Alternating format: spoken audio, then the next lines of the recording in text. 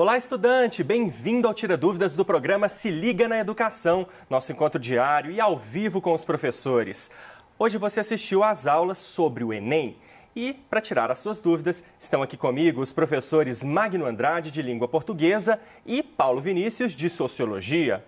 Conosco também os intérpretes de Libras, Gilbert Santos e a Mariana Tupinambá, essa que você vê aí na tela.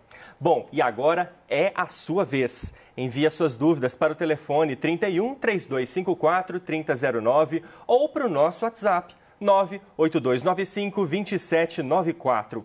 Não se esqueça, fale seu nome, a cidade, a escola e o ano que você estuda. E lembrando que a programação completa do Se Liga na Educação está no site estudeemcasa.educação.mg.gov.br. E se você quiser acompanhar as nossas notícias e o nosso conteúdo, aponte a câmera do seu celular para esse QR Code que aparece aqui na tela. Bom, professor Magno, tudo bom? Olá, Fabrício. Bom dia, tudo bem? Bom dia. Qual que foi o seu tema hoje? Bom, hoje eu falei sobre a literatura antes de 1500. A gente tem um marco aí, né, da literatura de 1500 no Brasil, mas eu quis falar da literatura anterior a este período de 1500. Eu quero aproveitar e cumprimentar você, estudante que nos acompanha, em mais um Se Liga no Tira Dúvidas aqui nas nossas sextas-feiras, destinadas ao Exame Nacional do Ensino Médio. Bom dia, professor Paulo. Bom dia. Bom dia, equipe. Bom dia para todos. Ok, então, professor Paulo, quais foram os seus temas hoje? Oi, Fabrício. Hoje foi uma aula diferente, foi interdisciplinar com a professora Tassiana Brasil. A professora Tassiana, ela é professora de ensino religioso e juntos falamos sobre a presença do tema religião no Enem. Ok, então a gente começa a pergunta com o professor Paulo. Professor, qual é a definição de religião? É problemático a gente dar uma definição fixa, pois ela acaba se tornando arbitrária. Porque existem muitas tradições religiosas, há várias igrejas, e quando damos uma definição, corremos o risco de excluir várias outras. Mas de forma arbitrária, pensando no nosso contexto de sociologia da religião, por exemplo, vamos compreender a religião como um sistema de crenças, geralmente vinculados a uma instituição, que ali ela rege a sua comunidade com referências morais de fé e que aquelas pessoas compartilham uma ideia do que é o transcendente, uma ideia de Deus ou deuses, por exemplo. Ok. Bom, professor Magno, conta pra gente o que é um trovador. Bom, trovador é aquele que faz um trovão. Tô brincando, gente. Trovador não é isso. O trovador, Fabrício, ele era uma pessoa, né, que tinha o hábito de criar, de elaborar ali as cantigas utilizadas no trovadorismo. Por isso, essa escola literária, este período literário, ele é denominado trovadorismo, justamente pela presença do trovador. Então, ele elaborava aquelas cantigas, que hoje a gente, né, pode considerá-las também como poemas, e o trovadorismo, né, aquelas cantigas sempre eram acompanhadas por instrumentos musicais. Então, eram canções, na verdade, elaboradas nessa época do trovadorismo, cada uma com uma função. Então, a gente viu as cantigas de amor, as cantigas de amizade, as cantigas de escárnio, as cantigas de maldizer, cada uma com seu objetivo, com a sua função, e todas elas elaboradas, aí, criadas e declamadas, cantadas pelo trovador. A gente pode dizer que o trovador também era chamado de menestrel? Eu já ouvi esse termo. A gente tem essa variação, né? Essa palavra ela é menos usual, né? E como ela é um pouco mais difícil e tal, a gente acaba não utilizando, mas a gente encontra ela como sinônimo, sim. Beleza, sem complicar. Bom, professor Paulo, o que é Estado laico? Quando falamos de Estado laico, estamos falando desse Estado nacional. Por exemplo, o Brasil é um Estado laico. Por isso, ele não tem uma religião oficial. Pode ter um número majoritário de pessoas que pertencem a uma certa religião, mas nem por isso faz dela a religião oficial. E por ser laico, não quer dizer que ele é contra a religião, mas ele não pode favorecer uma religião em relação às outras. Por isso, nas discussões sobre Estado laico, nós questionamos até que ponto o Estado, por exemplo, o Estado brasileiro, favorece umas religiões em relação a outras. O Estado laico também, por exemplo, ele tem que garantir a liberdade de culto de várias religiões. Por isso, quando estamos pensando o Estado laico, temos que questionar por que determinadas religiões elas são perseguidas, elas não estão sendo protegidas. Não é porque o Estado tem que favorecê-las, mas garantir a liberdade de culto para elas. E isso é algo que está nas leis, né, professor? Sim. Então, a gente vê a ideia da liberdade de culto na Constituição de 1988.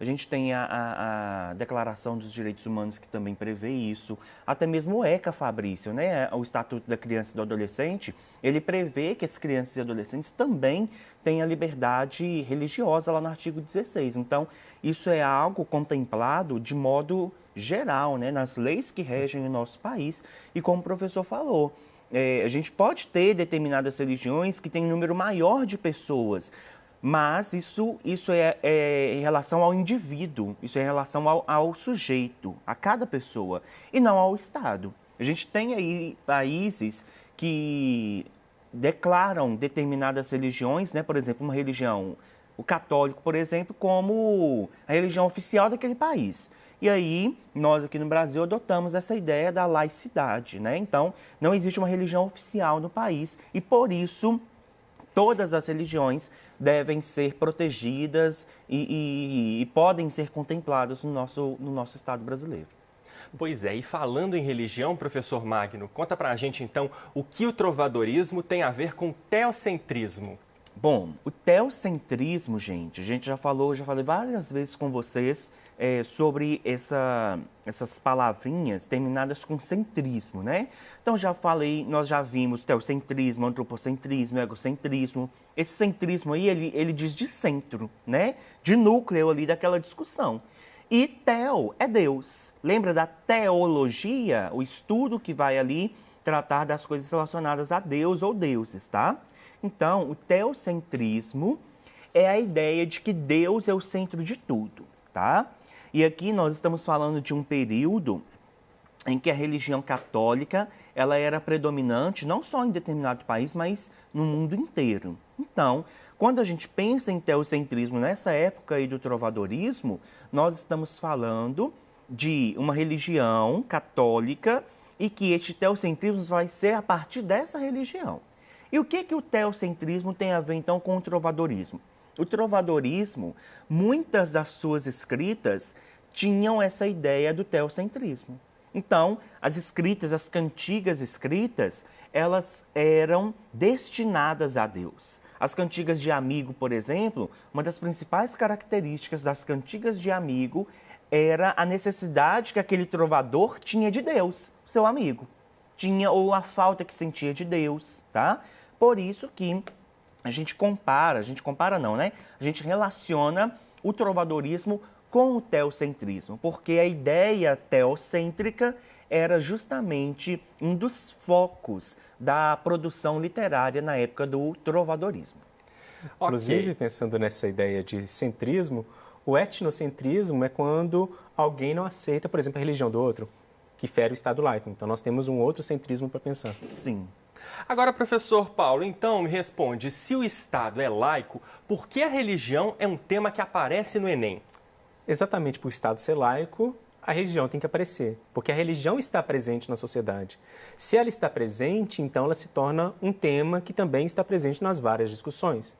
O que não vai acontecer é ter uma questão que vai abordar um dogma, uma crença de uma religião específica, mas ela vai ser a base para outras questões. Por exemplo, ao discutir sobre cultura, ao discutir sobre movimentos sociais, ao discutir sobre questões econômicas, ou até mesmo uma situação política onde a religião está envolvida. A religião, ela aparece nas questões, mas não para falar de uma religião específica em si, mas como algo que está presente na sociedade e que ajuda a interpretar outros fenômenos. E é interessante pensar também que, mesmo que haja, por algum motivo, uma questão que vai discutir uma religião específica, a intenção não é favorecer aquela religião. mas é trazê-la como pauta de discussão, já que o Enem, gente, é uma prova, é uma avaliação que vai trazer questões sociais, questões da nossa sociedade atual. Tanto que, na redação, por exemplo, todas as vezes que você vê o tema, é um tema que vai trazer um problema da nossa sociedade atual. E a religião, ela está imersa na nossa sociedade atual. Então, como o professor bem disse, ela precisa de fato ser discutida, mas não de modo, não partindo do favorecimento. Vou discutir esta religião no Enem porque eu estou produzindo o Enem e sou dessa religião e quero favorecê-la para que todos sejam dessa religião. Isso não, mas é realmente para poder ter essa ideia da laicidade, da contemplação aí das diversas religiões. Ok, se você tem alguma dúvida sobre as aulas de hoje, as aulas de português ou sociologia, manda sua pergunta aqui para a gente. Professor Magno e professor Paulo estão aqui só para responder às suas perguntas. Que, aliás, nos próximos blocos, a gente vai tratar ainda sobre geografia, matemática e química. Bom, a pergunta agora, de língua portuguesa, para o professor Magno. O que são as cantigas líricas e as satíricas? Bom, nós vimos 4 tipos de cantigas. As cantigas de amigo e as cantigas de amor. Essas cantigas, elas vão estar dentro de um grupo maior, que são as líricas, tá? Enquanto as satíricas vão contemplar outros 2 tipos de cantigas, que é a cantiga de escárnio e as cantigas de maldizer, tá bom? Então, essa que é a diferença da lírica para a satírica. A lírica vai trazer a de amor e de amigo dentro de si, enquanto que a satírica carrega as cantigas de escárnio e maldizer. Ok, e a pergunta agora vem do Christian. Ele estuda na escola Missão Paz, está no 8º ano. Essa escola fica aqui em Belo Horizonte. E ele pergunta ao professor Paulo: seguinte, professor, se os portugueses tivessem vindo ao Brasil e explorado, colonizado, mas não inserido a cultura cristã, qual seria a religião predominante dos brasileiros? Primeiro, nós temos que entender o que era o Brasil naquele período da colonização. Haviam vários povos, haviam várias culturas. Por consequência, haviam várias religiões. Por isso, não tem como nós falarmos qual seria a religião predominante.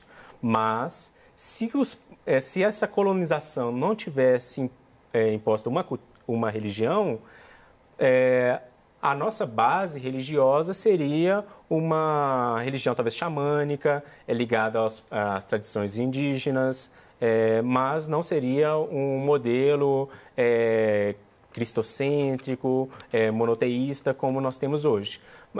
No caso da sua pergunta, eu não posso definir uma religião específica por causa das várias culturas que tinham aqui e, por consequência, as várias religiões. Mas provavelmente, né, nós teríamos alguma religião pautada no politeísmo, que era a grande maioria das religiões, né, das crenças, dos rituais indígenas, eram e ainda são realizados com base no politeísmo, ou seja, o monoteísmo é aquela religião que acredita que existe um Deus só. Por exemplo, a igreja cristã, né, seja ela católica, evangélica, qualquer igreja cristã, acredita que existe somente um Deus, e as religiões olha aí este nome, poli de muitos, né?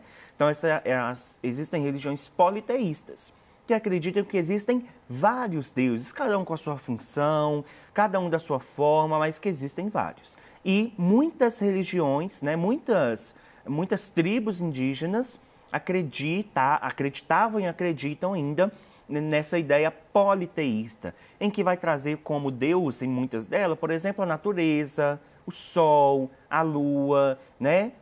Isso que a gente pensa como fenômenos da natureza, eles vão trazer como deuses. Inclusive, a gente pode completar que a ideia de divindade era mais panteísta, ou seja, Deus está em tudo, Ele está nas coisas.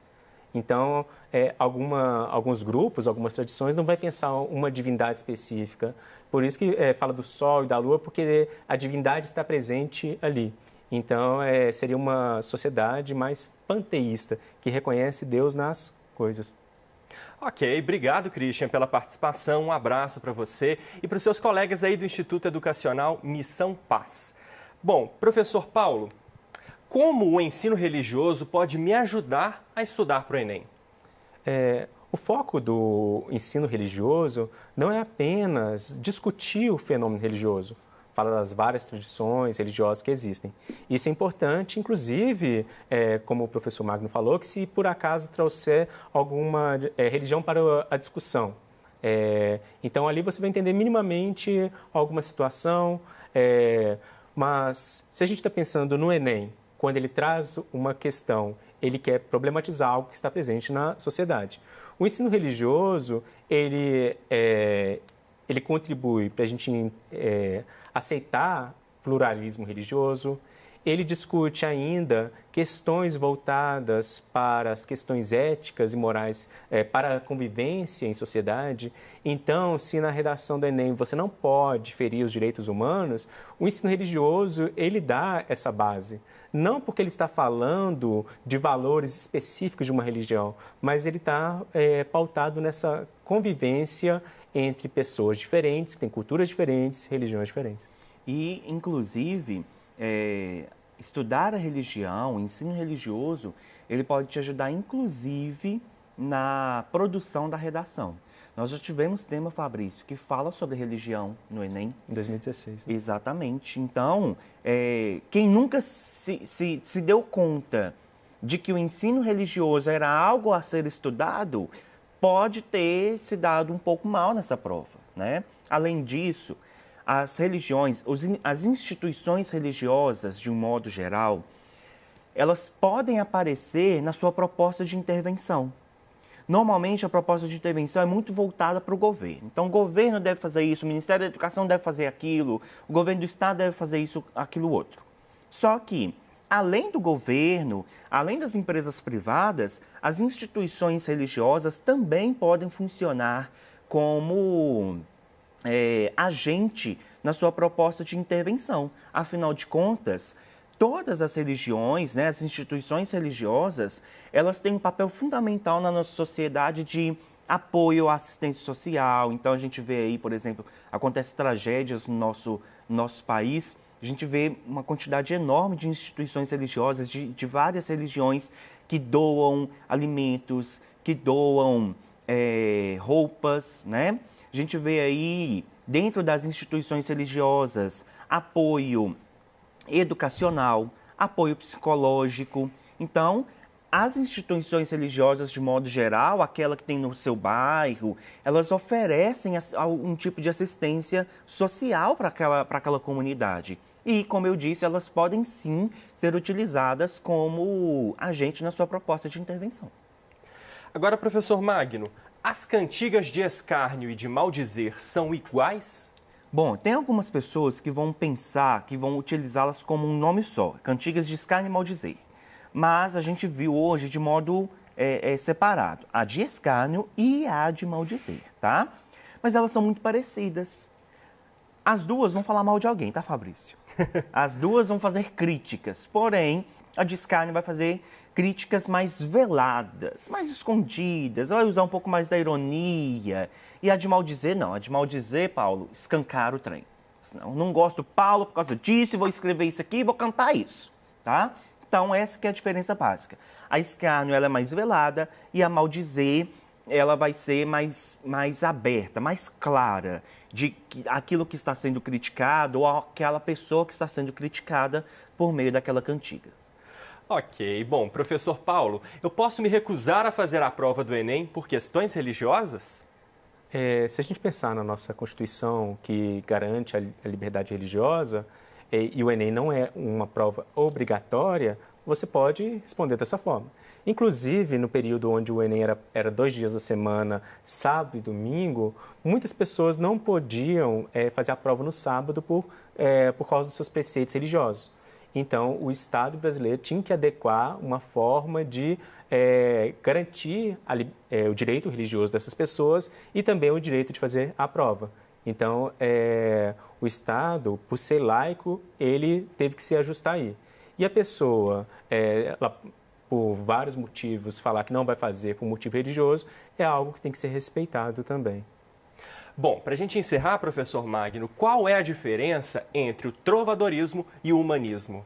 Aí vem uma diferença interessante, porque enquanto o trovadorismo ele tinha como centro da discussão Deus, ou seja, é uma escola literária, um movimento literário teocêntrico, humanismo, olha aí a palavra, humanismo.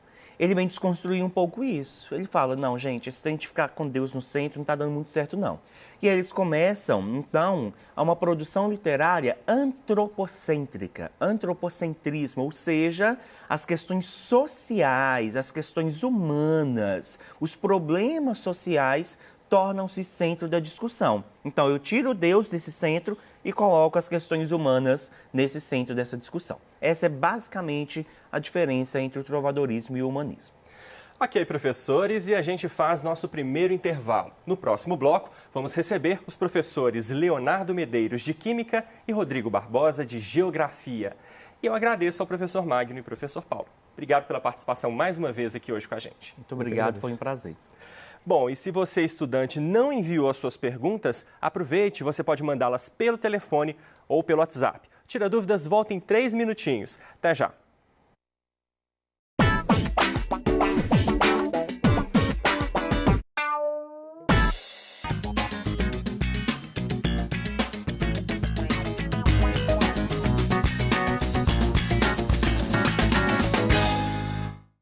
Estamos de volta com o Tira Dúvidas do Enem e agora com os professores Leonardo Medeiros, de Química, e Rodrigo Barbosa, de Geografia. E para você participar é muito fácil. É só mandar a sua dúvida pelo telefone 31 3254 3009 ou pelo nosso WhatsApp. O número é o 31 98295 2794. Professor Leonardo, tá joia? Olá, tudo bem? Tudo bom. Qual que foi o seu tema hoje? Bom, pessoal, nós demos sequência a nossos estudos sobre as ligações químicas, o mundo das ligações químicas, né? Então, nós fizemos um fechamento dessa aula, onde nós vimos as 3 principais tipos de ligações, a iônica, a metálica e a covalente. Ok. Professor Rodrigo, tudo bom? Bom dia, Fabrício. Bom dia, estudantes. Bom dia, professor Leonardo. Bom dia. E seu tema foi? Pois é, dando continuidade aos nossos estudos sobre desenvolvimento sustentável, né? Que são temas aí, tema quer dizer de grande relevância para o Enem. Hoje falamos dos objetivos aí da ODS, né? Que é os Objetivos do Desenvolvimento Sustentável, tão importante, porém pouco implementado hoje aí por muitos países, né? Ok, então vamos às perguntas novamente para o professor Rodrigo primeiro. Vamos lá. Quais são os pilares da sustentabilidade, professor? Importante, né, falar de pilar, né? Pilar é aquela coisa, aquela base para se trabalhar a sustentabilidade. Muitas das pessoas acreditam que quando fala de desenvolvimento sustentável só pensa na área ambiental, de preservação de um bioma, preservação das espécies animais e vegetais. Sempre tem essa preocupação somente nessa área. Porém, quando a gente fala de pilar da sustentabilidade, a gente também tem que pensar também na questão social e também na questão econômica. Por isso que a discussão dentro do desenvolvimento sustentável é o seguinte, é não parar de desenvolver, essa não é a questão. Porém, que essa parte econômica, ela também não possa prejudicar o meio ambiente e muito menos causar grande desigualdade social. São essas questões que a gente tem trabalhado dentro da sustentabilidade o tempo todo. Porque eu vejo que muitos dos alunos têm essa questão de pensar assim, desenvolvimento sustentável, então vamos conservar a Amazônia, preservar a Mata Atlântica, né? Sempre tem essa questão que sempre se coloca nesse sentido, mas não. E a parte da desigualdade social? E as pessoas também estão inseridas nesse meio? E a parte econômica, justamente pelo crescimento, né? Ou seja, a distribuição mais igualitária possível dos bens produzidos. Então, muito se preocupa hoje, muito é discutido, é nesse sentido, que países podem crescer economicamente sim, porém pensando de uma forma que não agrida o meio ambiente e que possa diminuir cada vez mais as desigualdades sociais, né? Verdade. Professor Leonardo, o senhor falou sobre a teoria atômica. Por que devo acreditar se é só uma teoria? Ixi, Rodrigo, e aí, hein? A geografia também é muito trabalhada nessa questão das teorias, né? Deixa eu falar. Ô, gente, olha só. Por que você deve acreditar, né? Primeiro, você deve acreditar com a razão. E nós temos no meio... Se eu falar com o nosso câmara aqui assim, olha, isso é a teoria dele, Não dá ideia não, Rodrigo? A palavra teoria tem um sentido. Mas quando nós estamos dentro do discurso da ciência, Fabrício, ela tem outro sentido totalmente diferente. Então, é a mesma palavra teoria no sentido popular, teoria em sentido de ciência. E aí vou expandir a resposta não só para a questão da teoria atômica, mas, por exemplo, para a questão da teoria da evolução, a teoria da relatividade, o discurso científico como um todo, né? Na ciência, gente, tem um método que nós fazemos, que é o seguinte: quando nós nos propomos a estudar determinado assunto ou a divulgar algum trabalho nosso, nós submetemos aos pares, aos nossos pares. E esses pares vão criticar todo o nosso trabalho. Então, quando a teoria, no caso atômica, ela é escrita e ela é submetida, ela é desenvolvida ao longo dos anos, dependendo, logicamente, da tecnologia da sua época, pode ser que daqui a 100 anos nós tenhamos uma outra interpretação, porque a tecnologia vai ser diferente, né? Ela é submetida aos pares. Os pares vão criticando, vão apontando erros, apontando acertos, e aí vai se construindo um arcabouço teórico confiável, tá? Então, quando a gente usa a palavra teoria hoje, tem a mesma força de lei. Então, quando a gente fala teoria da relatividade, teoria do Big Bang, teoria da evolução, tem o mesmo peso de lei, tá? Então, na ciência, tem palavras que são homônimas aqui no sentido popular, mas o emprego dela é totalmente diferente no meio científico. E não desacredite no discurso da ciência. É muito importante, tá? Porque são inúmeras pessoas que trabalham sério para desenvolver ciência nesse país. E além disso, são anos de pesquisas, né? Sim. Então, quer dizer, não é uma coisa que você faz de um dia para a noite, né? Não é assim que funciona. É anos de pesquisa. Então, quando fala da teoria também, igual pegando na área da geografia, né?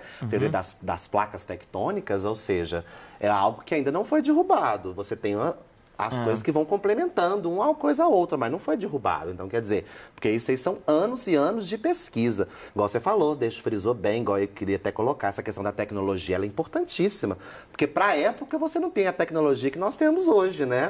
E, ou seja, com a forma das observações que foram vendo ali no espaço, vamos dizer, no espaço geográfico, pelas observações, foram chegando a certas algumas considerações em relação a isso. Então, quando se fala em teoria, a gente pensa de anos de estudo.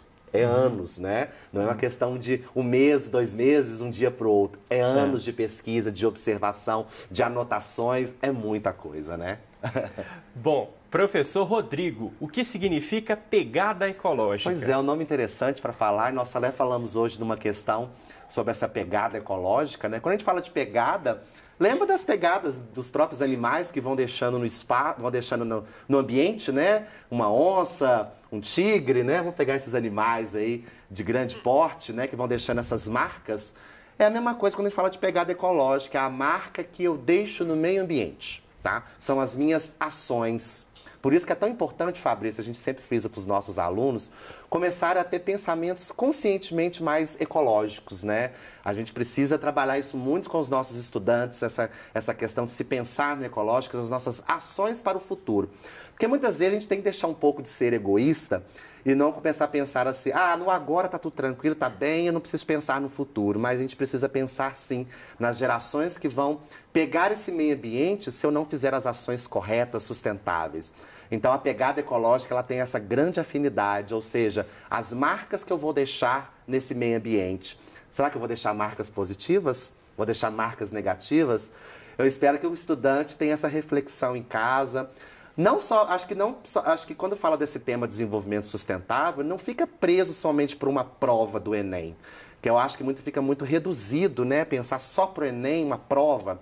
Pensa para a vida, para o futuro, para aquilo que você possa almejar, pensar no meio ambiente cada vez melhor, um meio ambiente aí mais interessante, gostoso para viver, né? A gente tem que pensar muito nisso.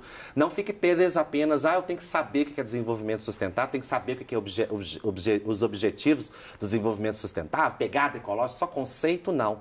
Vamos pensar também, ter essa consciência ecológica daquilo que eu estou fazendo no meu dia a dia, daquilo que eu posso ajudar de forma individual, mas depois você pode agregar o coletivo. Isso agrega, ajuda muito o meio ambiente, isso agradece. Então, a pegada é isso. Aquilo que eu vou deixar para o futuro, aqui as marcas do meio ambiente, né? Agora, professores, vocês já viram um filme que se chama Star Trek?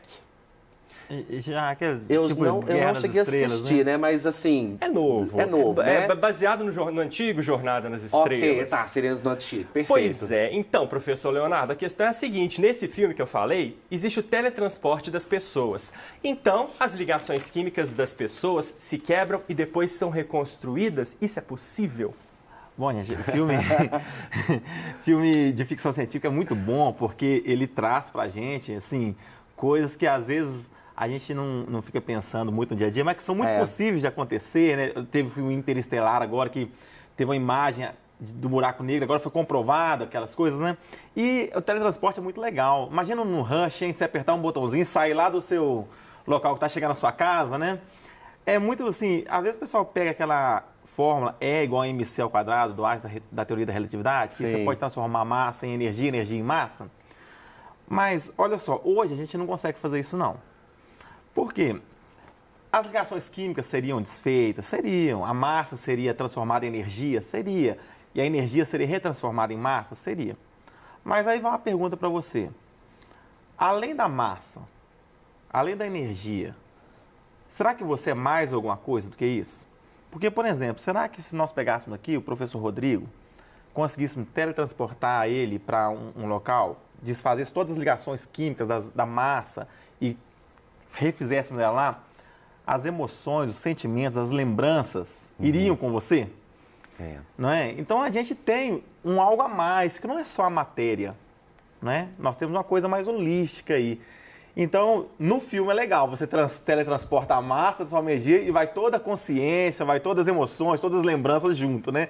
Mas na prática eu acho que ainda nós não temos essa condição, não. Engraçado, pegando essa ideia desse teletransporte, eu lembrei daquele desenho que eu assistia mais pra infância, a família Jetsons, né? Jetsons. Eles já tinham essa ideia, né? Dessa Isso. questão de teletransportar, Tem né? Ele televisão, já tinha aquela coisa bem... videoconferência. Justamente aquela coisa meio moderna também, já tinha essa questão também, já se discutia. Não fala a idade não, Né? professor. Não vou falar a questão da idade, mas era um desenho antigo que a gente assistia na infância e ficava super satisfeito, feliz, imaginando Como que seria o futuro, né? hoje poderíamos estar fazendo isso, né? Quando eu era, né, na época de criança, né? Sem falar as idades, né?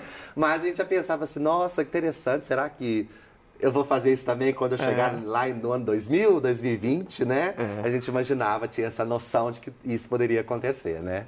Pois é, né? Videoconferência já existe, carros voadores estão lançando, no processo, né? Quem sabe o teletransporte entra numa dessas. Telemedicina, que lá tinha, hoje já tem. Exato. Pois é, a né? questão também das digitais, né? Também já temos hoje nos celulares, né? Então, tá indo, tá caminhando. Agora o teletransporte que ainda tá Ainda não. faltando pra gente imaginar no lugar desejável que a gente queira ir, né? Beleza, deixa eu fazer os testes primeiro e quando tiver tudo ok a gente experimenta. Exato, sem nenhum perigo, né? Bom, e se você tem alguma dúvida sobre as aulas de hoje de Química ou Geografia, manda aqui pra gente. Os professores Leonardo e Rodrigo estão aqui só para responder as suas perguntas. Agora, professor Rodrigo, quais temas são tratados no ODS? Pois é bacana a gente falar assim, porque eu comentei sobre os objetivos, né, que são 17. Porém, quais são os temas que a gente precisa tratar para criar esses objetivos? Então, uma delas é o consumo sustentável. A gente repensar a nossa forma de consumir, que hoje é uma grande preocupação, viu, Fabrício? Hoje, né, a forma que a gente consome, o que nós estamos consumindo e o lixo que nós estamos produzindo, né? Até coloquei uma questão sobre isso, a questão do reduzir, do reciclar, né? Reutilizar, que são os R's hoje que a gente precisa ao tempo todo colocar em prática para poder a gente evitar o máximo de consumo possível. Outra questão importante é a questão da redução das desigualdades. Também são temas bem relevantes, muito hoje uma preocupação hoje mundial. As desigualdades, infelizmente, cada vez crescem mais. A gente está vendo aí desigualdades regionais, desigualdades de países. Infelizmente, hoje, vivemos um período muito ruim da questão social, né? Nessa questão da desigualdade, ou seja, a riqueza acumulada nas mãos de poucos, né? Outra questão também que a gente precisa discutir, que discute nesses temas da ODS, é paz e justiça, né? Ou seja, como gostaríamos de viver um mundo mais solidário, né? Um mundo melhor, um mundo que a gente possa viver em paz, com tranquilidade. Podemos sair, chegar tranquilamente, né? Com aquela questão da segurança, né? Que é uma coisa que a gente também precisa discutir também. E também não podemos deixar de falar das mudanças climáticas, né? A gente vê aí, observa hoje, que é um tema muito discutido, porém ainda os países precisam de puxões de orelha, porque estão fazendo muito pouco para essa questão da mudança climática. Estamos observando aí, aqui no próprio Brasil, tragédias atrás de tragédias, né? Vocês estão observando aí nas televisões, cada dia chuvas, mas porque a desigualdade social também está ligada nesse processo, porque as pessoas mais atingidas justamente são as pessoas que não têm habitação, não têm um lugar digno para morar, então também é um problema hoje que a gente vive. Então são esses temas que são discutidos na ODS e que são divididos aí nesses 17 objetivos, né? Bom, professor Leonardo, na aula de hoje você falou sobre a regra do octeto. Então a pergunta agora é se você pode repetir essa parte que fala justamente dessa regra. Tá. Pessoal, seguinte, olha. A gente fala a regra do octeto, ela tem bastante exceções a essa regra, mas basicamente, quando a gente vai pensar na estabilidade eletrônica de uma substância, a gente pega lá os gases nobres como referência. Quais são as características desses gases nobres? Eles têm 8 elétrons na última camada ou 2 no caso do hélio, tá? Então todo mundo quer ficar estável, semelhante a eles. E para isso, numa ligação covalente, ele vai compartilhar elétrons de forma doar ou receber a ficar com 8 elétrons na última camada. Então, o octeto, esse oct, tem a ver com 8, tá bom? 8, guardem isso. Em alguns casos, pode haver a expansão, e aí na última camada vai ter mais do que 8, ou pode haver alguma retração, e aí tem menos do que 8. Geralmente, isso vai acontecer com átomos que estão abaixo da terceira linha lá na tabela periódica. E principalmente aqueles átomos que chama metais de transição externa, tá? Então, sempre que você for fazer uso da regra do octeto, lembra disso, faça a distribuição eletrônica, é um macetinho legal para você, desenhe aquela fórmula e vai dar tudo certo. Professor Leonardo me resgatou Estadual Central. Grande abraço para a Escola Estadual Central, né? Períodos bons de ensino médio, quando eu aprendi essa regra do octeto. Você me resgatou lá, viu? Muito bom. Formei lá também. Um grande abraço para o Estadual Central, a Escola Estadual Governador Milton Campos, né, que fica aqui em Belo Horizonte. Abraço aí para todos vocês da escola. Saudade de lá. Também muito grande, Estadual Central. Bom, professor Rodrigo, Vamos lá. A adoção dos ODS é obrigatória? Pois é, falar que é obrigatória não é, mas quando eu assino um documento, ela se torna um compromisso, né? Que é aí que é a questão. Muitas vezes assinamos alguns papéis e não finalizamos os nossos compromissos. E é isso que aconteceu com vários países, quando se organizaram para poder montar esses objetivos, né? Ter os compromissos. Aí fala assim, não é obrigatório. Ok, mas e o compromisso quando você assina, né? Essa importância, essa discussão. Então, a gente vai deixar essa discussão passar? Ou seja, vamos só discutir, mas não vamos colocar em prática? Né? Porque colocar obrigatória fica aquela pressão muito grande. Mas também falar assim, ó, eu aceitei, concordei, eu votei, eu assinei, e agora e o compromisso? Né? É essa grande questão também, muito grande hoje, que essa grande dificuldade dessas implementações é o compromisso. Ou seja, muitos dos nossos países, infelizmente, não têm esse compromisso, né? Assinou simplesmente, vamos dizer, por assinar, vamos dizer assim, né? Mas o compromisso para poder implementar ainda está muito distante do ideal. Bom, professor Leonardo, agora você pode repetir a parte das características das ligações químicas? Tá, posso. Pessoal, quando nós observamos ligações químicas no Enem, principalmente, gente, na química geral, tá? Que lá na química orgânica, nós temos alguns outros detalhes que temos que atentar. Mas na química geral, aquela química que você começou a ver lá no primeiro ano, tá? Lá no primeiro ano. 3 principais ligações que nós vamos ver são metálicas, iônicas e covalentes. Os metais, galera. Metal, olha só.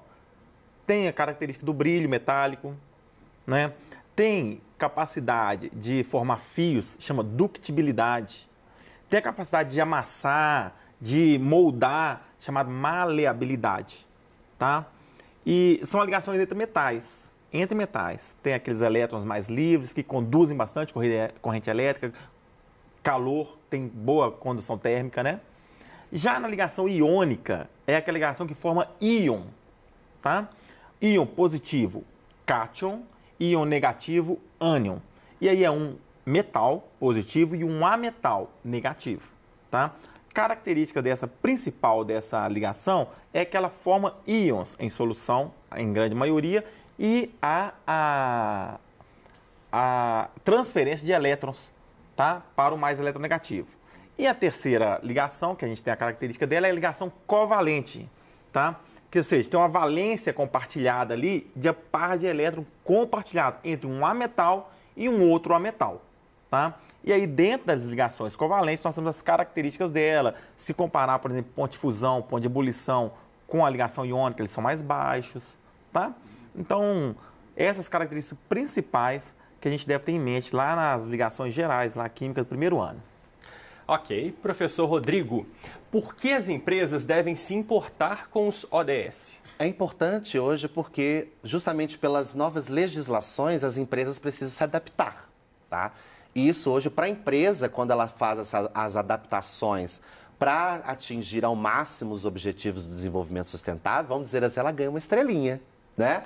Ou seja, ela ganha ali a estrelinha de parabéns daquilo que ela está fazendo. Isso é importante hoje. Então, determinadas empresas são cobradas, né, justamente para poder elas buscarem uma forma de empreender e, ao mesmo tempo, preservar a natureza. Então, há uma cobrança em relação a isso. Há, né, essas legislações que a gente já viu aqui nas aulas anteriores, né, as legislações que falam muito do desenvolvimento sustentável, essa questão de ser implementado, as empresas também precisam seguir essas regras à riscas. Porque quando ela tem essa estrelinha, vamos dizer assim, de parabéns pelo aquilo que ela está seguindo, ela tem uma credibilidade muito grande, né, tanto nacional quanto a nível internacional também.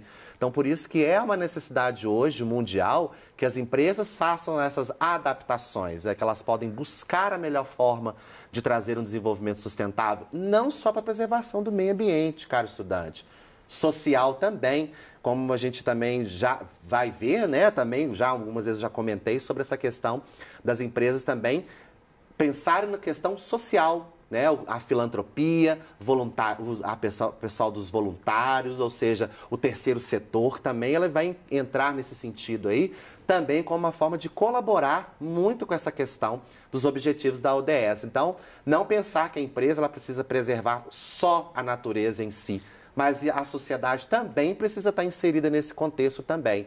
E aí, à medida que ela vai adaptando aos objetivos, ela vai ganhando estrelinhas de parabéns e, ao mesmo tempo, também ganhando credibilidade no mercado. Professor Rodrigo, e a gente pensa também, galera, que como consumidor, a gente tem a possibilidade de escolher qual produto eu vou adquirir.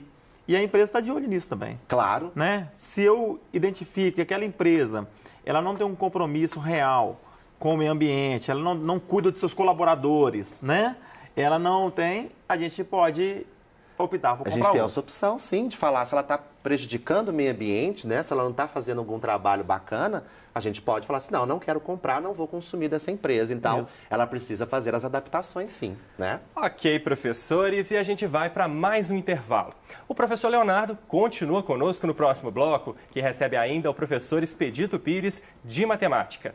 Professor Rodrigo, obrigado pela participação mais uma vez. Ô Fabrício, eu agradeço mais uma vez. Obrigado, estudante. E com certeza nos vemos aí nos próximos Tira Dúvidas, né? Com certeza. E se você ainda não mandou a sua pergunta, a hora é agora. É só ligar para o nosso telefone ou enviar mensagem para o nosso WhatsApp. Tira Dúvidas volta já já.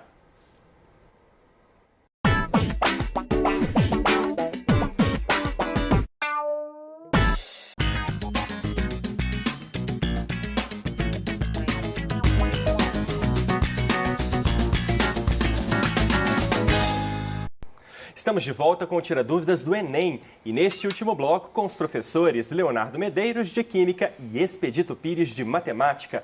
E ainda dá tempo de você participar. É só ligar para o nosso telefone 31 3254 3009 ou enviar mensagem para o nosso WhatsApp. O número é o 31 98295 2794. Professor Expedito, tudo bom? Tudo bom, Fabrício? Beleza. Tudo bem? Vocês aí E qual casa? foi o seu tema hoje? Enem 2021, né? Nós falamos sobre algumas questões do Enem 2021. Ok, e a pergunta agora é para o professor Leonardo. Professor, o que são elétrons ligantes e não ligantes? Tá, eu vou responder. Eu vou ao quadro, tá bom?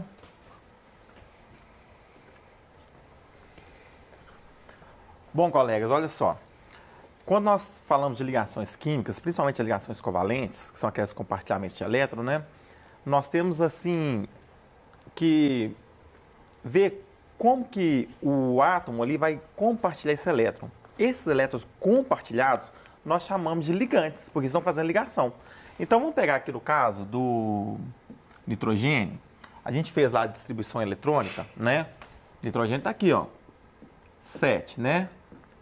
K igual a 2, L igual a 5. Lembra disso aqui, ó. Então, ele vai ter 5 elétrons na última camada. Vou colocar eles aqui, tá? Ó. 1, 2, 3, 4, 5. Estamos fazendo aqui fórmula eletrônica de Lewis, tá? O hidrogênio. O hidrogênio tem 1. Então, camada K apenas 1, né? 1 elétron na última camada. Então, aqui, ó. Vou colocar ele aqui, ó. O hidrogênio, vou colocar um xizinho, 1. Então, vejam bem. Nós falamos no bloco anterior sobre a regra do octeto, que ele queria lá ficar com 8, né? Então, esse nitrogênio que está com 5, ele precisa de mais 3 para ficar com 8. O hidrogênio que tem 1, ele precisa de mais 1 para ficar com 2, igual ao hélio. Então, vamos colocar aqui. Ó, o hidrogênio compartilhou aqui. O hidrogênio compartilhou aqui. O hidrogênio compartilhou aqui.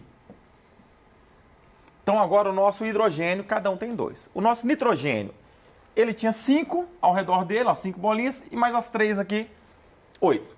Beleza. Esses pares aqui, nós chamamos eles de ligantes. Ligantes. Porque eles fizeram essa ligação. Agora, sobrou esse aqui, tá vendo, ó? Eles não fizeram ligação, então eles são não ligantes.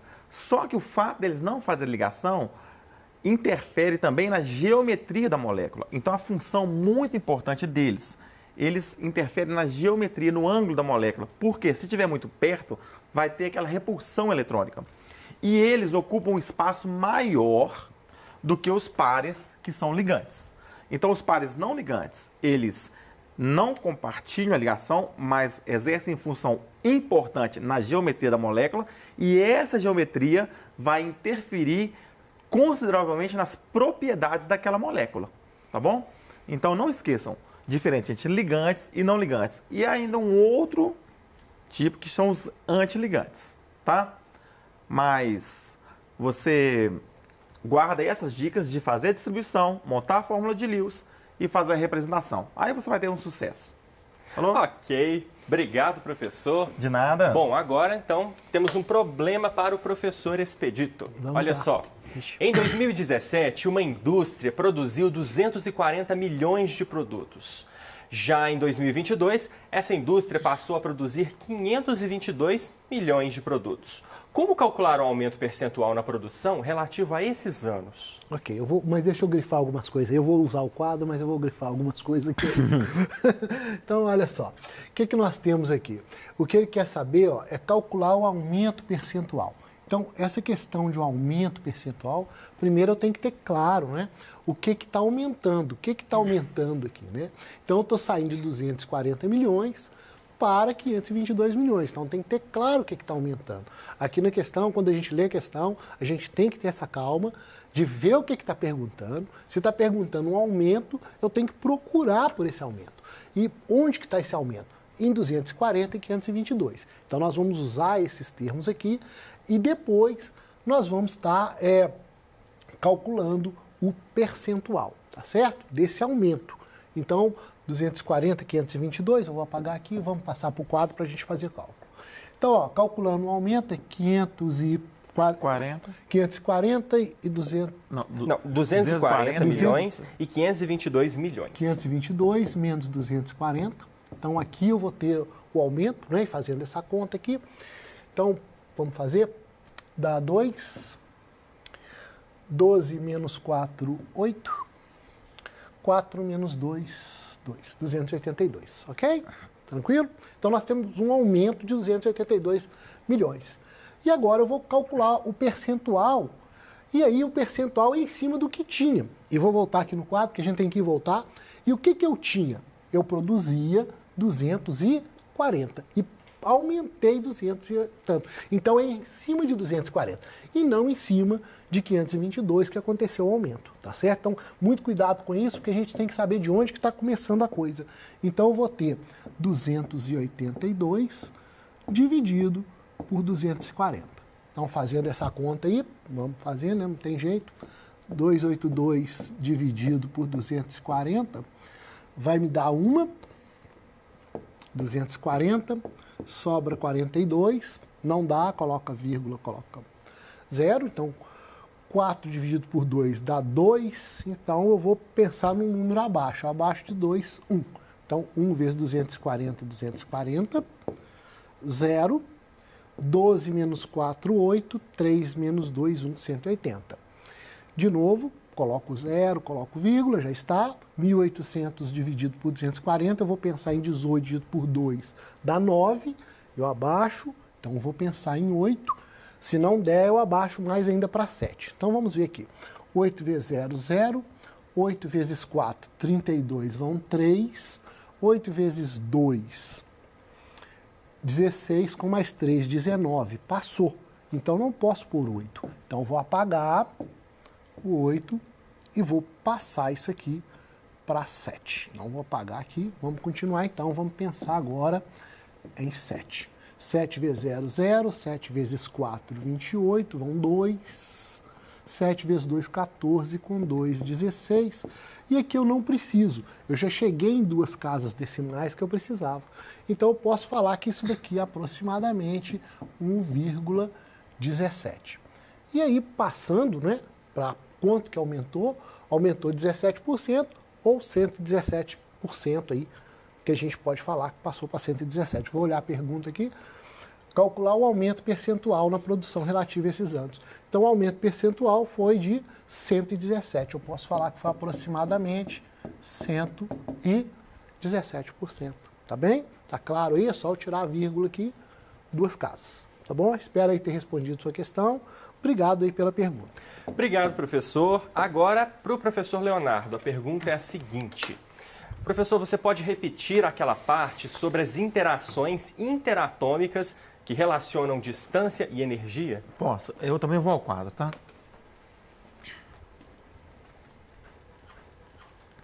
Bom, pessoal, interação.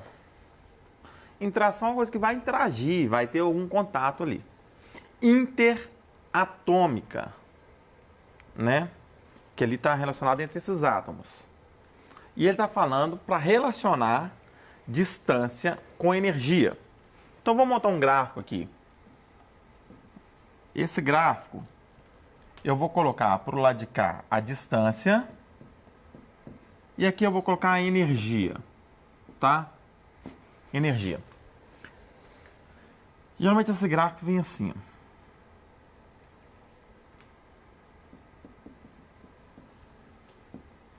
Bom, pessoal, percebam que na vida e nos átomos também, eles tendem a ficar naquele estado que eles têm que gastar a menor energia possível, tá? Então esse estado de menor energia, a gente vê que ele está aqui no fundinho, ó. Ele está aqui no fundinho, tá bom? Vou marcar aqui. A gente percebe que daqui para cá a energia aumenta e depois ela chega em zero e para, né? Que aqui ela está abaixo de zero. E para cá ela aumenta e sobe, vira positivo. Está variando por quê? Está variando em função da distância. Se nesse eixo aqui eu estou observando a energia, nesse eixo eu estou observando a distância. E o que está acontecendo aqui com a distância? Ela está aumentando, né? E aqui com a energia, à medida que eu subo, ela está aumentando. Então, quando eu tenho uma distância muito grande entre esses átomos, eu não tenho energia, olha. Ela chega no zero e vai embora, para o infinito. Não tem energia, por quê? Eles estão tão longe que eles não conseguem interagir. Eles não conseguem interagir. Chega num determinado momento que há essa interação entre eles e ele começa a distância a diminuir essa energia a ponto dele conseguir ter o mínimo de energia. Então, veja que nessa parte aqui eu tenho uma atração. Uma atração.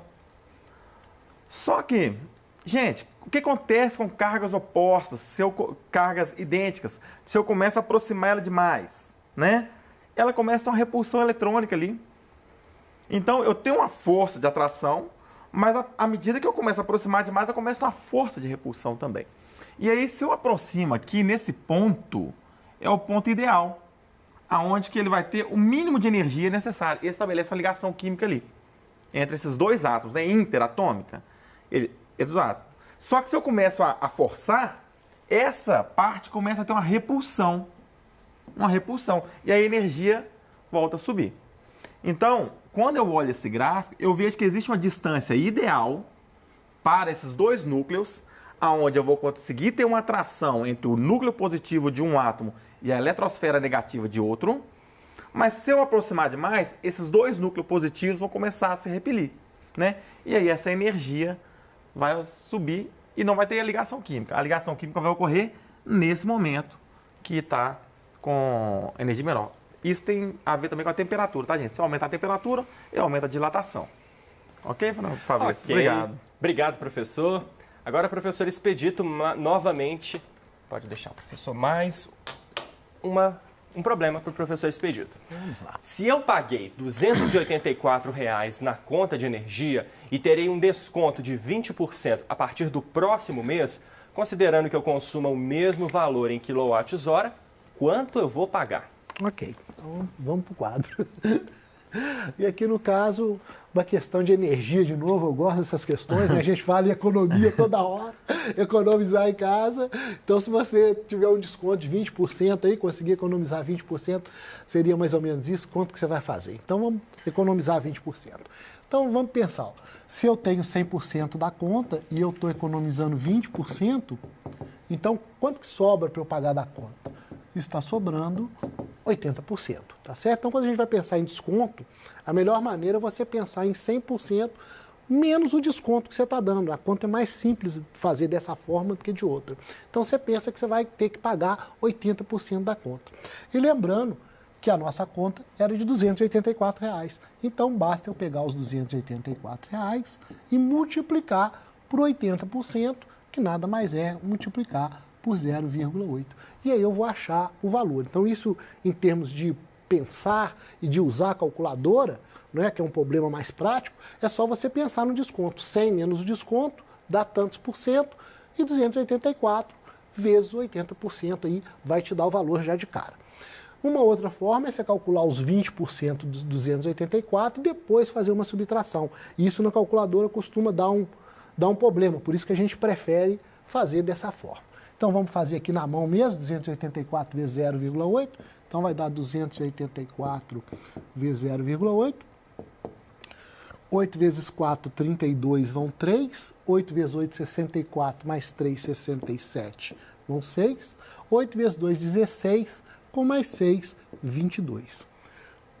Algarismos depois da vírgula, então um algarismo depois da vírgula. Então, essa conta minha vai passar de 284 para 227,20. Então, né, em questão de dinheiro, 227,20. Então, uma pessoa consegue aí economizar, baixar a conta em 20%, ela sai de 284 para 227, é uma boa economia. E eu considero um bom saldo aí, né?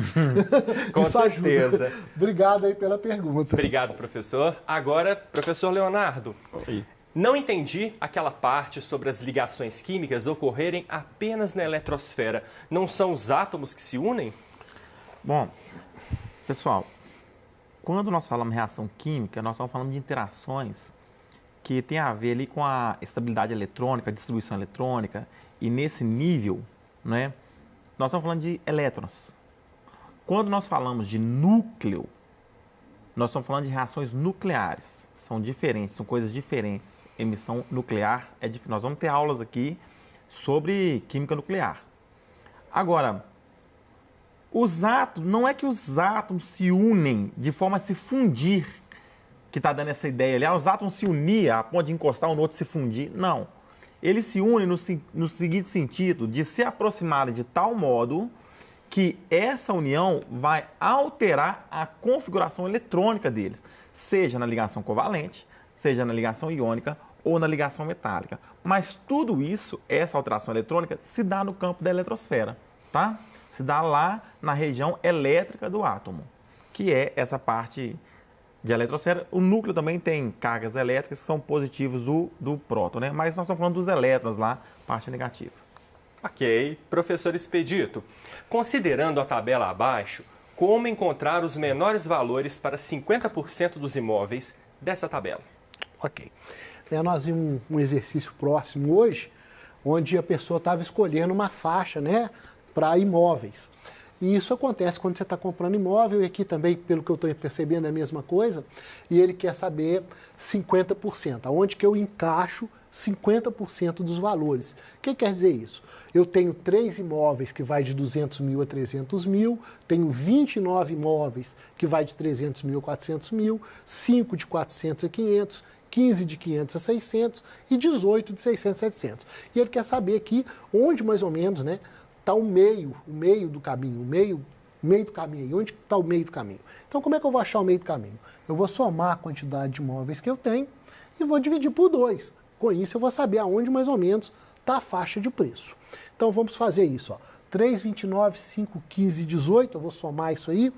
Então, seria 3 mais 29... Mais 5, mais 5, 15 e 18. 15 e 18. Então, isso daqui vai me dar um total aí de... Vamos fazer a conta, né? Vamos somar por aproximação, que é mais fácil. Aqui eu tenho 20. Aqui eu tenho 32. Então, já deu 52. 52 mais 10, 62. Com mais 8, 70. Sempre na hora da prova lá, procura um caminho que seja fácil para você fazer a conta, tá certo? Eu faço aqui de cabeça, te mostrando, justamente para você acostumar. Em casa, então, também você acostuma. Então, eu tenho 70 imóveis. A pessoa tem ali 70 imóveis numa faixa de preço. Então, eu tenho que saber a metade, 50% é a metade. Então, 70 dividido por 2, 35. Então, onde tiver ali, bateu 35, daquela faixa para baixo, eu tenho metade do valor, daquela faixa para cima, eu tenho metade. Então, nós vamos voltar lá para procurar onde está o 35. Então, ó, 3 mais 29, eu tenho 32. E com mais 5 aqui, né, 37. Então, 35 vai estar por aqui, ó. Vai estar nessa casa. Então, essa casa aqui, ó, é de valores até 500. Então, daqui para baixo, ou seja, de 200 a 500 mil, eu tenho metade dos imóveis que está sendo vendido. E de 500 mil a 700 mil, eu tenho a outra metade mais cara. E aqui ele quer para valores menores, então eu vou dizer que a resposta é aberta em 200, não é? E vai de 200 até 500. Então eu vou ter aí até mais ou menos 500 mil. Então essa que vai ser a faixa de preços aí que nós vamos ter para metade dos imóveis. Tá? Obrigado aí pela pergunta, espero ter explicado. Obrigado, professor. Pode deixar. Bom, agora, professor Leonardo, o que é o caráter iônico de uma substância? Em 1 minuto. Tá. Gente, olha só. Nós estamos falando de substância iônica, já são iônicas, né? E quando a gente pega substância covalente, ela pode ter caráter iônico também. Isso tem muito a ver, turma, com a diferença de eletronegatividade, tá? Quando há uma diferença muito grande entre os participantes, esse elétron tende a ficar com aquele mais eletronegativo. E aí gera um polo mais negativo aqui, uma densidade mais negativa, e uma densidade mais positiva na outra extremidade. Então, quanto maior foi essa diferença de eletronegatividade entre os participantes, maior será o caráter iônico daquela ligação, tá? E aí eu tenho que analisar ligação por ligação e os participantes dela. Ok, respondido. Bom, pessoal, o Tira Dúvidas do Enem fica por aqui. Mas você pode acessar todo o nosso conteúdo pelo aplicativo Conexão Escola 2.0, que é gratuito e não consome os dados da sua internet, ou pelo site estudeemcasa.educação.mg.gov.br. E se você perdeu ou quiser rever as nossas aulas e o Tira Dúvidas, acesse o canal da Rede Minas no YouTube, é fácil, youtube.com/redeminas.